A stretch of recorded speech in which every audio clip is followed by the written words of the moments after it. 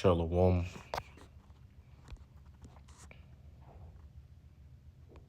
Shalom.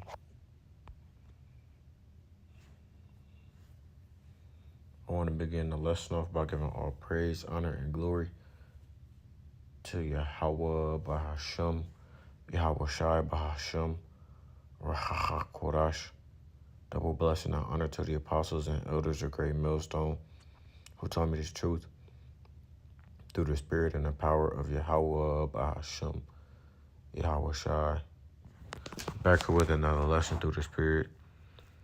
Peace and blessings to the brothers, the Akim out there pushing this truth through peace and sincerity. And to you few sisters out there listening, the Akwat, I say shalom to you as well. This is your brother, Kharatazagabar, back here with another lesson through the spirit. I just want to come at y'all with something quick and Lord willing edifying.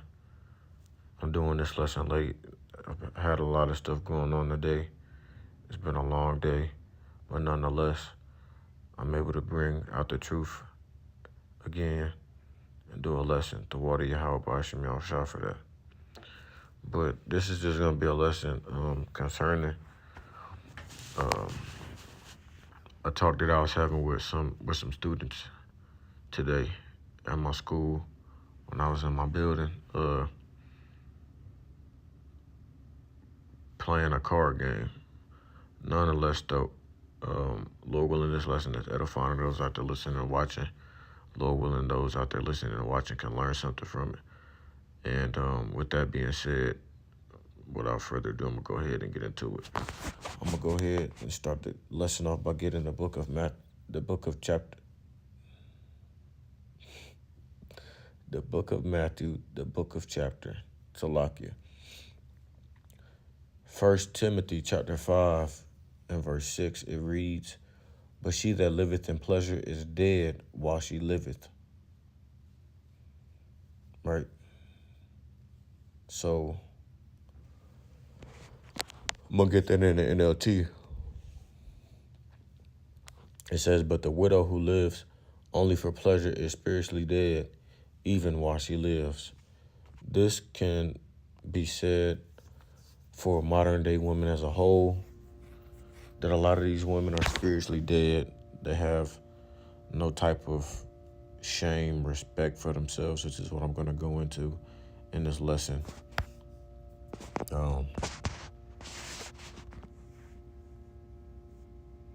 They have no regard. They have no sense of accountability at all, right?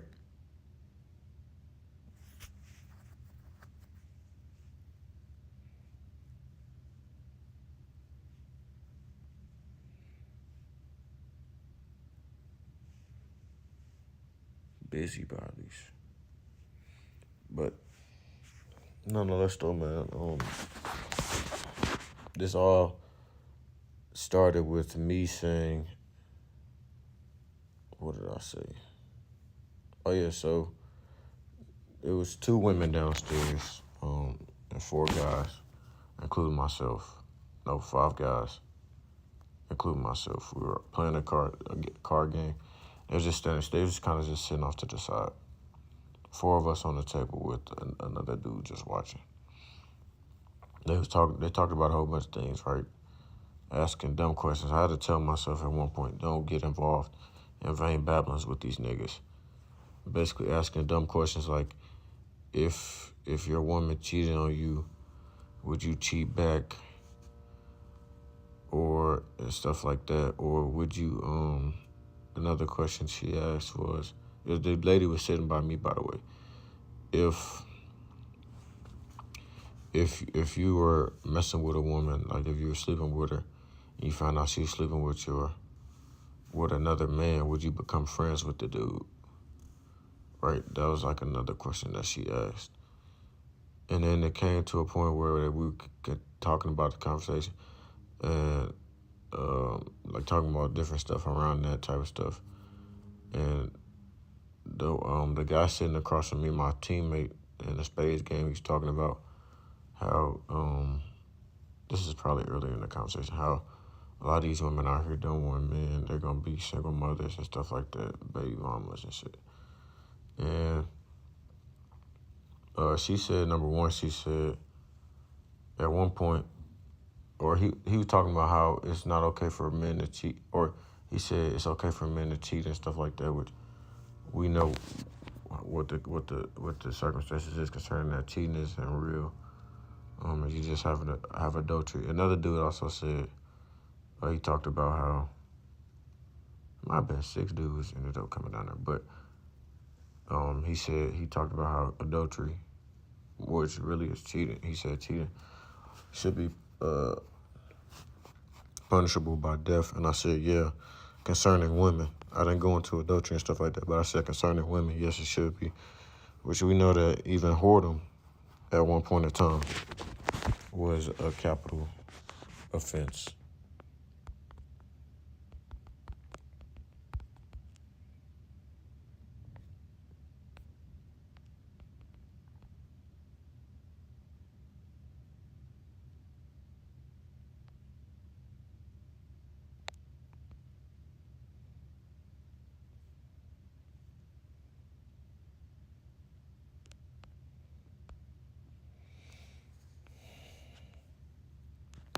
We can get the book of Genesis chapter 38 for this.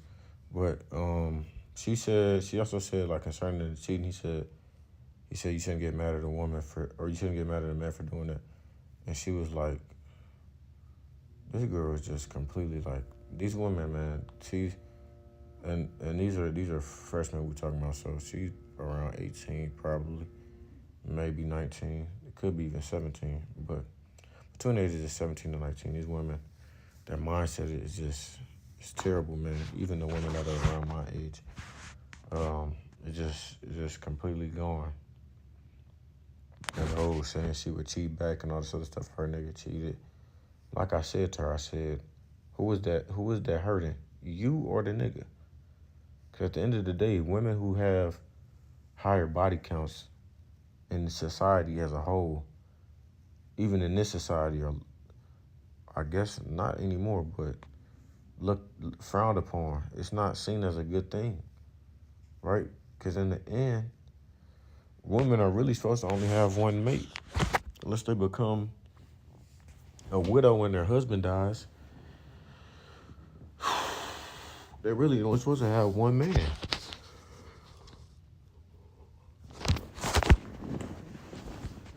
So for her to say that, she also said that she's not gonna.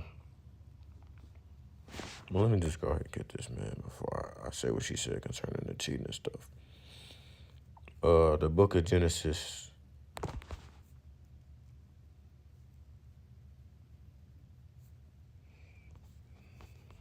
I don't want to start up too far. Genesis 38 and 21. So if y'all don't know the background of the story, basically Judah slept with, I want to say his son's wife or widow, and she was playing as a whore or harlot, and he didn't know that it was her. But when he went into another city, he found out it was her, and he got highly upset because he had a kid by her, and he wanted to, This is the book of Genesis 38 and 21. He said, then he asked the men of that place, saying, where is the harlot that was openly by the wayside? And they said, I might as well just get the whole thing, man.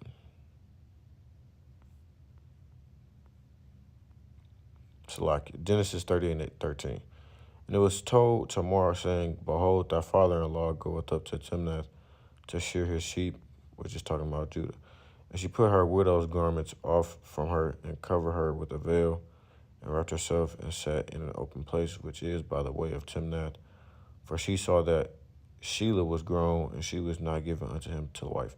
Now, me just sitting here and listening to this conversation that these women was having, because I'll listen more than I talk on any given day.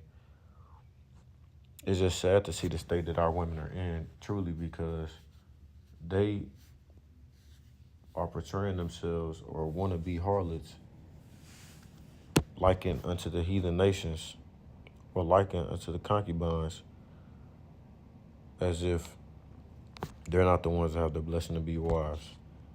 And you have heathen women, you know what I'm saying, across the way, as well as some few over here who play the role of wife better than a lot of Jake women do, especially Southern Kingdom. It's sad to see the state that our women are in, right? Knowing that they're not supposed to act like this and that they weren't never meant to be harlots in the first place. And I know I get on women's head a lot on my page and on my channel, but it's just sad to see our women in that state. The fact that the stuff that this woman was saying, she was saying it and didn't see any problem with it, because the stuff I'm going to tell y'all is going to get crazier. This lesson might end up being longer, but I don't really care. I still got work I got to finish, but fuck it. Truth come first. Nonetheless, though, let me go ahead and continue this. It says, which is by the way of Timnath, for she saw that Shayla was grown, and she was not given unto him to wife. When Judah saw her, he thought her to be a harlot because she had covered her face, right? So she was wearing basically a disguise, kind of like how women are nowadays, right? I was checking one of these residents in, and I said, I'd never seen you before. Or so like you one of the guests in for resident. And I said, I've never seen you before, right? She said, oh, that's because every time I come up in here, I have different hair. And I didn't even recognize her. I recognized her friend, but I didn't recognize the other girl. And I said, yeah, that sounds about right. A lot of these women be coming in here with different yellow and blue and green and black and all these different weird ass hair colors and red and shit. I don't, you know what I'm saying? I be paying attention, but I don't. Some of them just change their whole appearance every week. I don't even know.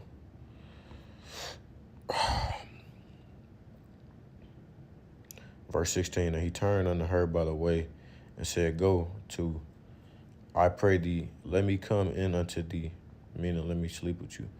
For he knew not that she was his daughter-in-law. And she said, what wilt thou give me that thou mayest come in unto me? Mind you, he doesn't know that she is his daughter-in-law. He doesn't recognize her. But you know damn well she recognizes him. This is how you know women are just wicked and evil as a whole, but yet they try and pin shit on the men, though, as if we're the bad guys.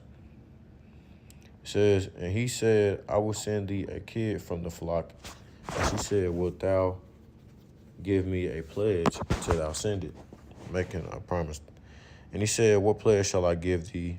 And she said, thy signet and thy bracelets, meaning his ring, and thy staff that is in thy hand. And he gave it her and came in unto her. I mean, he you know what I'm saying, took her down there. And she conceived by him. And she arose and went away and laid by her veil from her and put on the garments of her widowhood. Now, what occurred, number one, technically it's not adultery because she was a widow. Her husband passed away.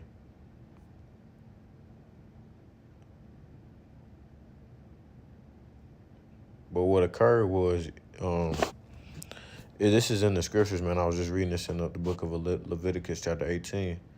A man is not to lay with his son's wife. That's against the law. Which is why you're about to see why Judah was so mad. Came in unto her and conceived. And she arose and went away and laid by her veil from her and put on the garments of her widowhood. And Judah sent the kid by the hand of his friend by the hand of his friend the Adulamite to receive his pledge from the woman's hand, but he found her not.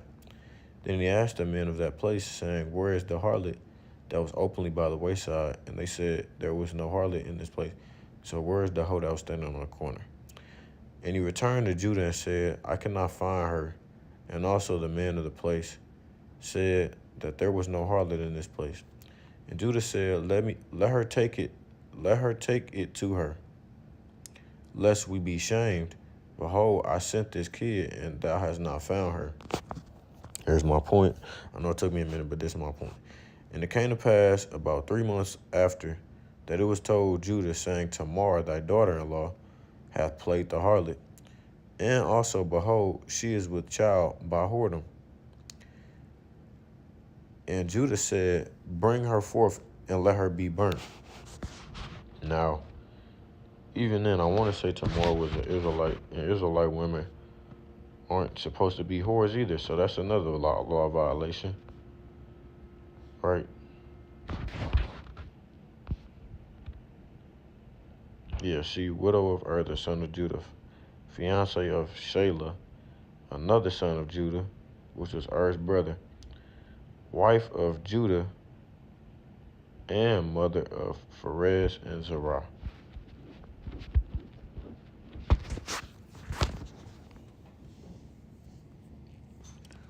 Bring her forth and let her be burnt. When she was brought forth, she sent to her father-in-law, saying, By the man whose deeds are, am I with child? And she said, Discern, I pray thee, whose are these, the signet and bracelets and staff? And Judah acknowledged them and said, She hath been more righteous than I, because that I gave her not to Shelah my son, and he knew her again no more.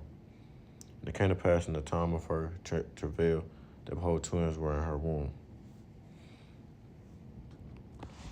But so the girl said concerning cheating, I got my point across. But the girl said,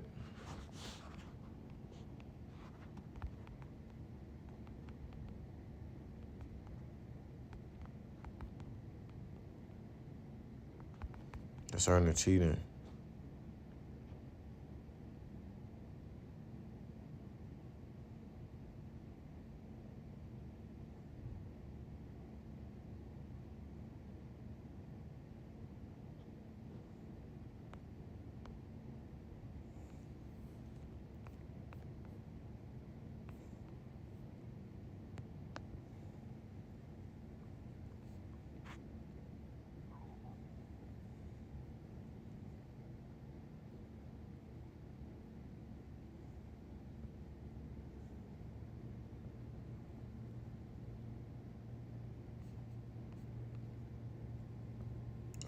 Salaki.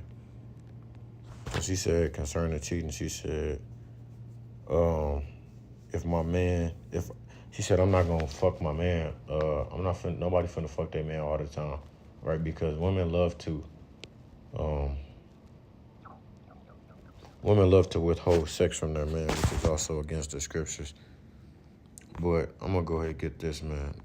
Let me make sure. Let me see.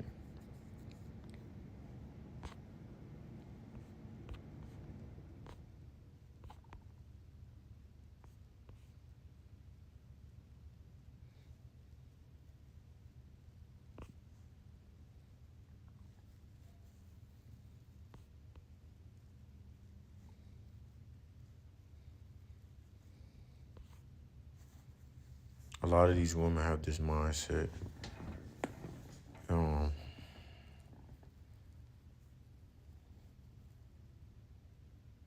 This sense of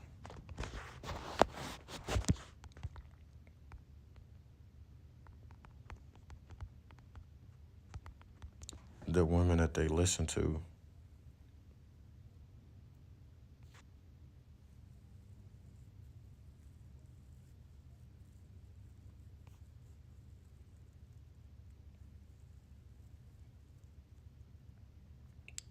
Put them in this spirit. So like the woman that they listen to put them in this spirit of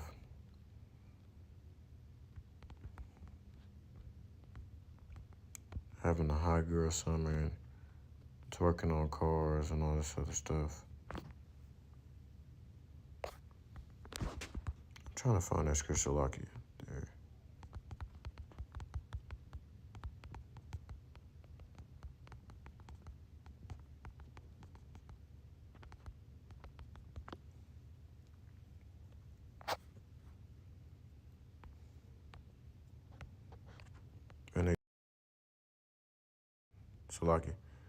And even this girl said this. A lot of these women think that they can be like a man, right? These women think they can do manly things, which couldn't be further from the truth. Society and feminism have also made them believe that lie. Deuteronomy 23:17, this is what I was looking for. There shall be no whore of the daughters of Israel, Selak, nor a sodomite of the sons of Israel.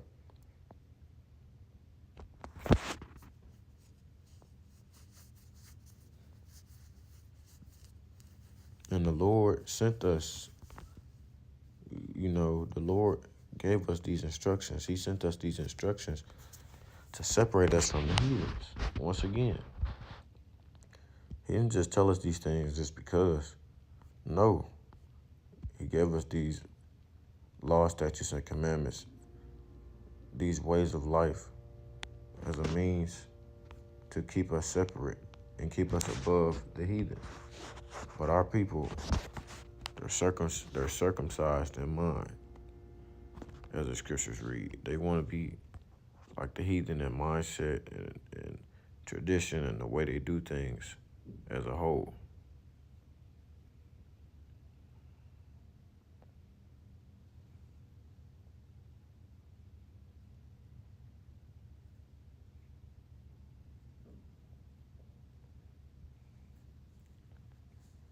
But yeah, let me continue on, man, because I'm starting to forget what this bitch said. So she said that if my nigga cheats, I'll cheat back on him. I'm not gonna fuck this nigga, withhold your body from your partner. You're not supposed to withhold sex from your partner, man.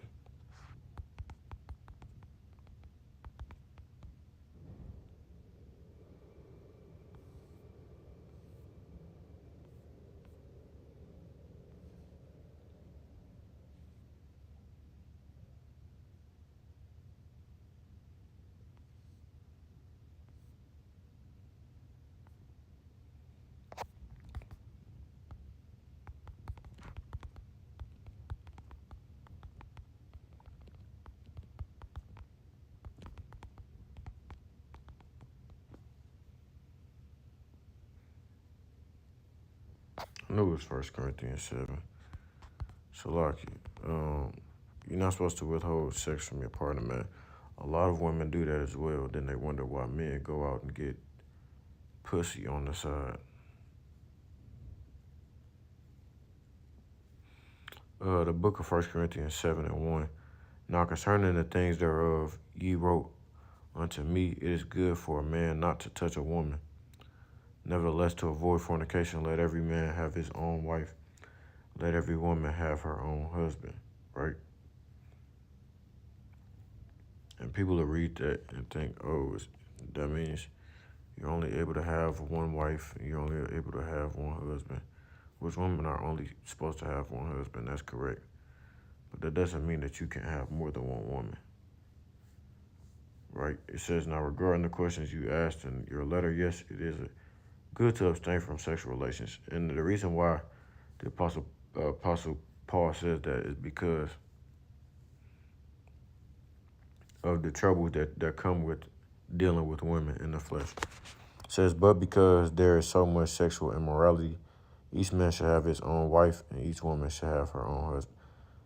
And in the coming days, right, in the days that we're in now, present day, it is better to have one woman in this kingdom than to have multiple women. Now, can some brothers deal with that and handle that, having multiple women? Yes. Is it the best thing to do? Probably not, because it's not very beneficial. But when we get in the kingdom, and even in Jacob's trouble before that, we will have multiple women if you want to, right? But they're going to be women flocking towards us. Continuing on, though, I'm not going to go into that. Let the husband render unto the wife due benevolence, and likewise unto the wife. Likewise also the wife unto the husband. The wife hath not power of her the wife hath not power of her own body, but the husband, and likewise also the husband hath not power of his own body, but the wife. Defraud ye not one the other, except it be with consent for a time, that ye may give yourselves to fasting and prayer, and come together again, that Satan tempt you not for your incontinency.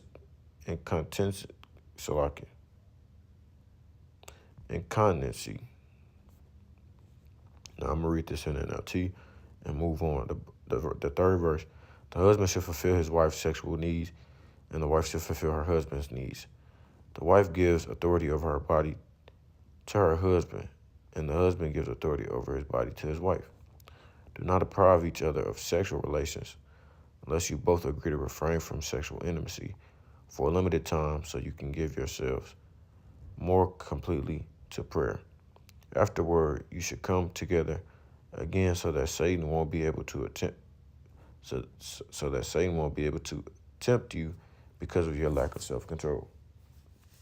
So like I said, this woman said this, going off once again. But we continue on. Now, it was a point in the conversation with her. She just started projecting. She was like, well, these men, they lack self-control. Or no, so like she said they have no respect for themselves. I don't know how this came up. Mind you, this is the same woman I seen when I came downstairs one time at night. I seen this girl. She was wearing pajama pants. She was sitting down. She was sitting down in the chair, leaned over. And I could completely, see her whole ass in her thong. Right? Like I said, these are women. Even when it was warmer outside, and I'm not even talking about her, I'm just talking about women in general on my campus. I could go outside on the first day of school and see women walking around in shorts and their ass cheeks half out, and little bitty mini skirts and their ass cheeks half out. Women literally wearing bras damn near to class. So she said that men don't have respect for themselves. They don't respect themselves, right? A lot of these men don't respect themselves. That's what she said. Now, is that true? I'm not denying that that's not true. A lot of these niggas don't respect themselves. But I said a lot of these women don't respect themselves neither. I said that's just projection. And I said, I'm going to tell you why these women don't respect themselves. They're not shameful. They have no shame. They're shameless. I said, by the way they dress, I said a lot of these women dress like hoes. Then a nigga, the other dude that I work with, he gonna ask me, he said, what constitutes dressing like a hoe? Because some women dress and cover themselves up, but they're still hoes. A woman who wears little to no clothing. Just because you dress like just because you wear a bunch of clothes, don't mean that you're not a hoe. Because you can still be shameless in other ways. I'm just saying the obvious, stating the obvious, which is a lot of these women have no shame when it comes to how they dress. The reason why I said that, like I always say, with shame comes respect. They go hand in hand.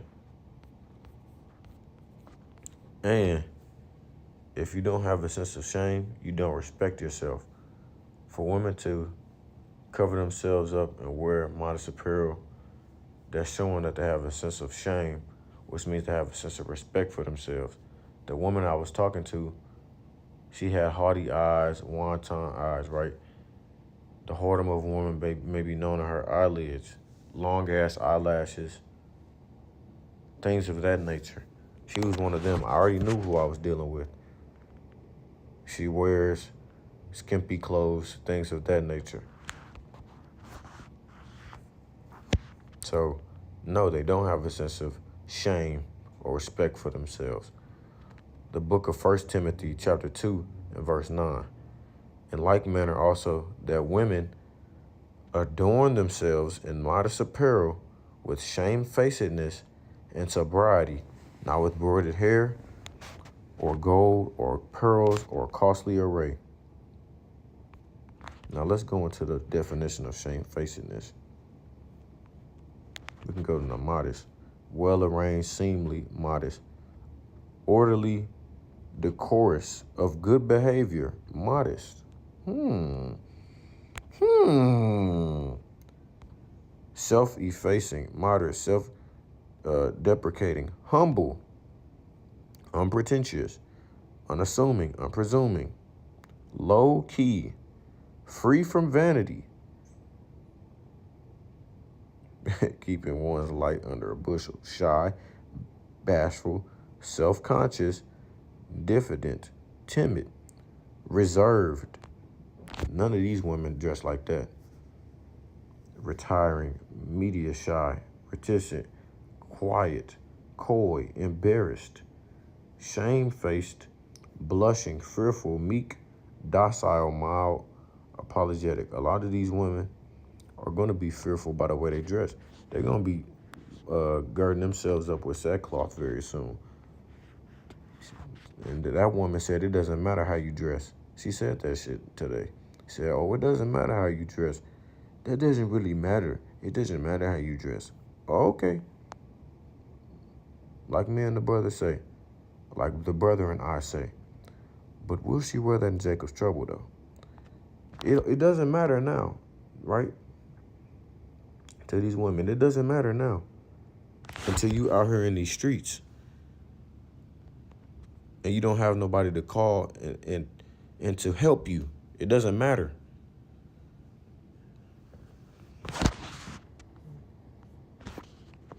And I should have got the pronunciation of that word, Salakia, shamefacedness, or Salakia, modest. Strong's G 2887, Cosmios. Cosmios. Thayer's Lexicon, related entry, Cosmios. Cosmios. All right, now let me get shamefacedness.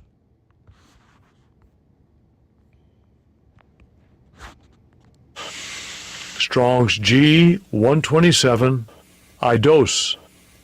Eidos. A sense of shame or honor. They don't have that. They don't. These women don't realize, our women don't realize that they're queens, right? As us being kings, and we're supposed to be in the king mindset, we're supposed to be in that queen mindset, and not like the queen, or I should say wife mindset. It should be in a wife-like mindset, because you have to be of the nations of the 12 tribes to even be considered a wife. They have to be in that mindset. And with that, you know what I'm saying, a wife being a virtuous woman. A wife that'll follow her husband's instruction. You know, who's in her feminine mindset, her most feminine mindset and state, with a sense of shame, with a sense of honor, right? They don't have that. So, in turn, a lot of those women, like that woman, unless she repents,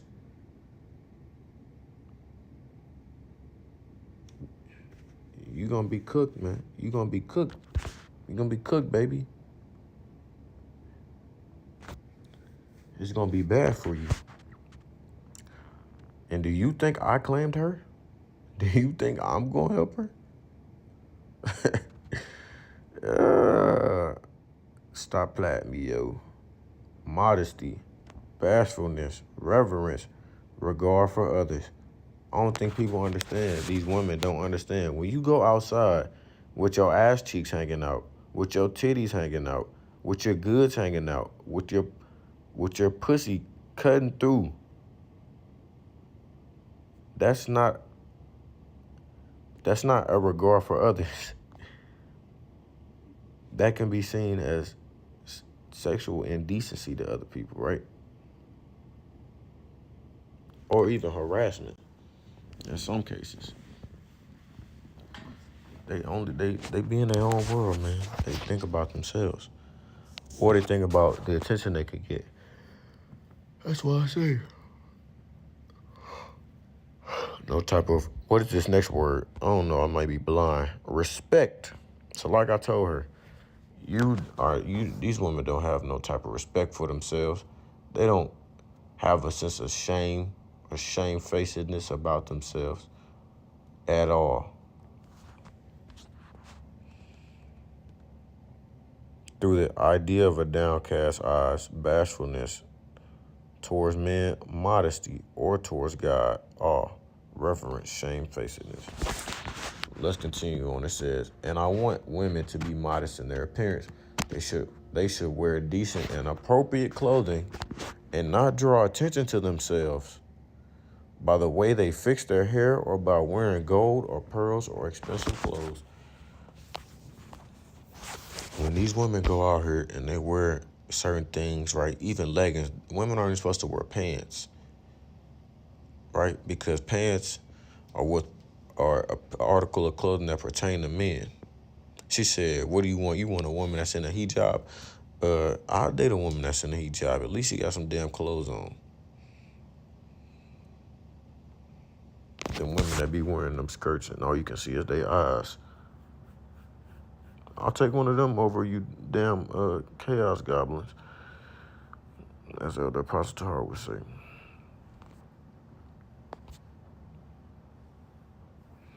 But some of these women may be saved, right? Well, like it says in verse 15, notwithstanding she shall be saved in childbearing if they continue in faith, in charity, and holiness with sobriety. But a lot of you women, which is majority of the 2/3, oh, Jacob's trouble, man. Jacob's trouble.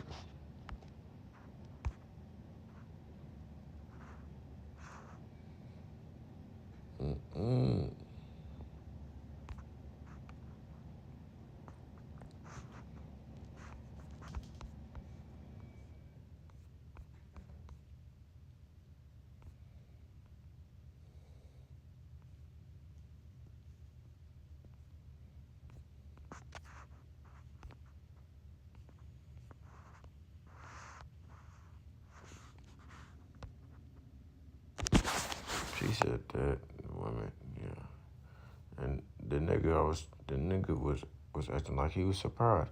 I couldn't tell if this nigga was acting slow or if he was just trying to cater to the women. I feel like it was more so the second one, because he talking about I think a woman should be able to dress or wear wherever she want to wear. I ain't gonna fake that nigga genuinely don't care. I know how he is as a person somewhat. I know what type of guy he is. He a adulterous ass nigga too. Nonetheless though, she was saying, when she said that hijab coming, so you gonna tell your woman what she can and can't wear? This my thing. If you're a grown woman and you want a man, you would think it's common sense, but it's really not, because a lot of these women just they don't get it. But you would think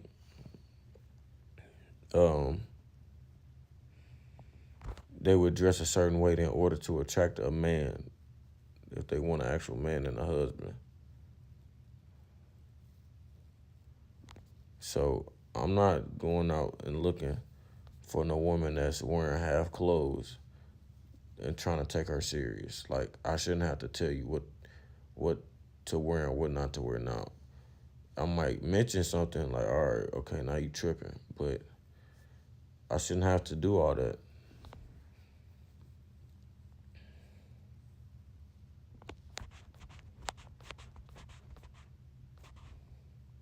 And I'm not going to worry myself about that shit, honestly. I'll just wait till the kingdom. I'll just wait till Jacob's trouble, shoot.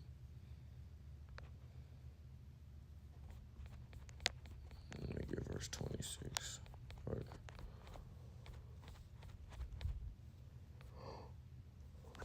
Really, verse 25. I need to go back and read this, honestly.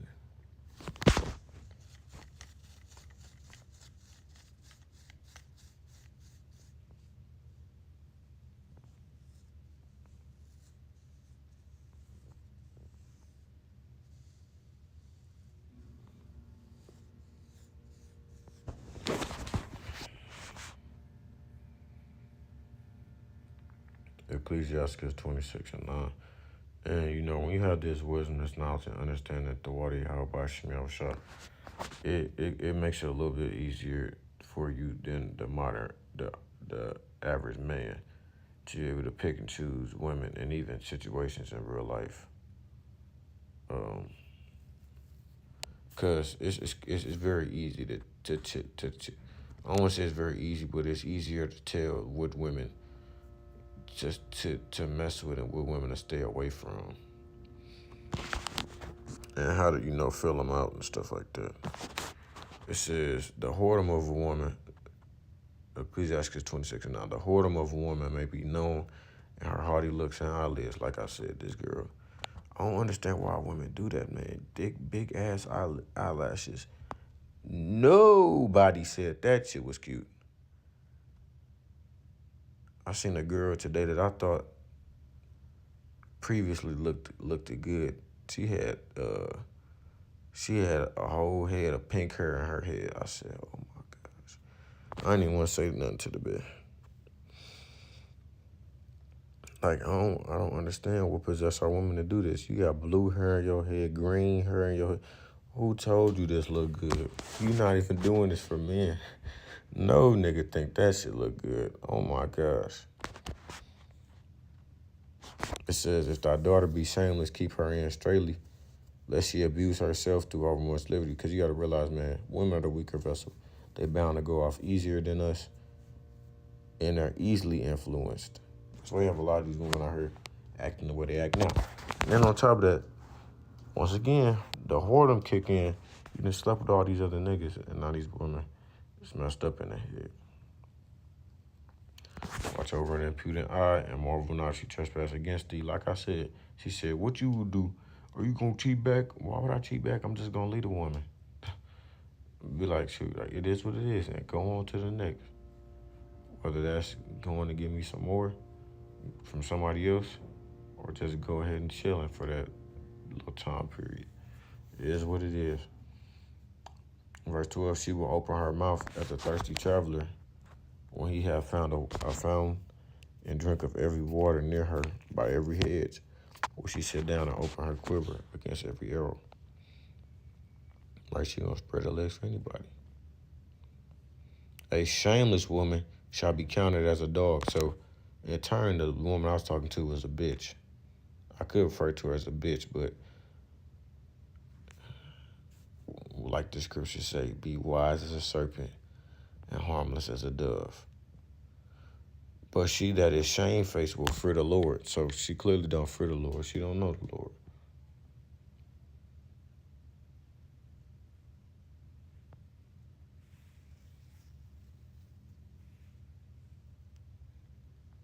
Yeah, a lot of these women are cooked, man. They're cooked, dog. I'm going to end it off here.